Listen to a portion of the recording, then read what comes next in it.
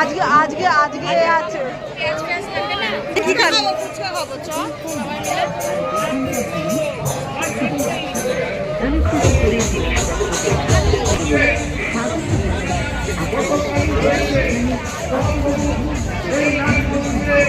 যখন পাড়া ভট্টার নৃত্যশিল্পী তিনি যখন এখানে ড্যান্স করছিলেন আমরা নিজের চোখে দেখেছি, আপনারাও অনেকে দেখেছেন।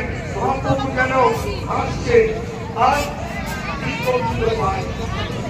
দীর্ঘবিন্দ পায় দেখি আমাদের স্পর্শ করা যাবে।